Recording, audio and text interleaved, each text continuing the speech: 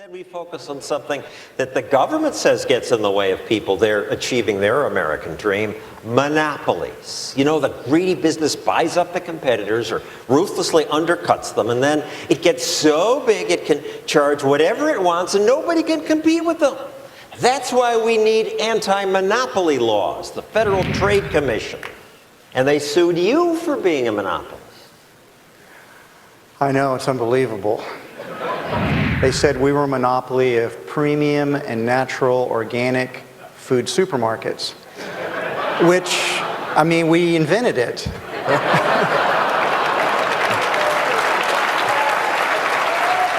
Our argument was that, I mean, Safeway, Kroger, Walmart, Costco, Sprouts, Trader Joe's, all these guys sell products similar to ours. There's no barriers to entry.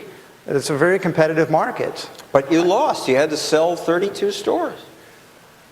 Well, I mean, we spent over $30 million in legal expenses. We won in the courts, but the Federal Trade Commission has their own courts.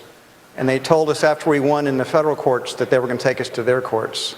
And I asked our attorneys, what's that going to cost? And they said, well, to get that all the way to prove your innocence, probably cost you another $100 million.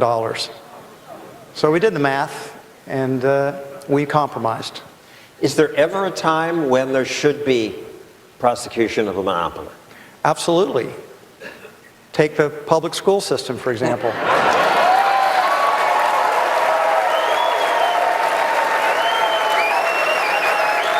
Your point is that it can only really be a monopoly when there's government force involved. Sure.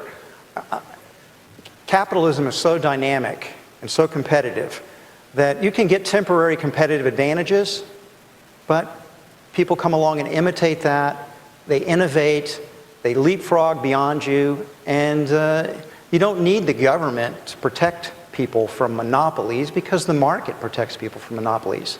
Not long ago, the government said General Motors was a monopoly. Nobody could compete with them. I mean, they were always talking about breaking up General Motors, and last time I checked, they actually went bankrupt. I don't know how a monopoly could go bankrupt. Now they say Google is a monopoly. Yeah, I mean, there's always the boogeyman, somebody that has a temporary competitive advantage. You take Microsoft, I mean, we'll never know for sure unless Bill Gates writes his memoir someday, but it was pretty soon after his antitrust case for the DOJ that he decided, you know what, I'm the richest man in the world, I can be hated and have my name dragged through the mud and stay as the CEO of Microsoft, or I can become a philanthropist and everybody will love me. And certainly the Gates Foundation's done a lot of good stuff in the world, but you would say they did more good making money. Microsoft has made our lives better in many ways. So, and what has Microsoft really done since Bill Gates retired?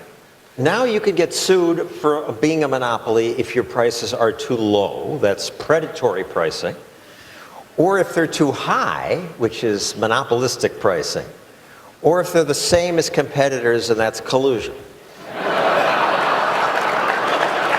Or all of the above. And I think that's how they want it. I mean, if all businesses are guilty of some kind of anti-competitive practices, then you can persecute business anytime you want to. And that's, I think, the way the government likes it.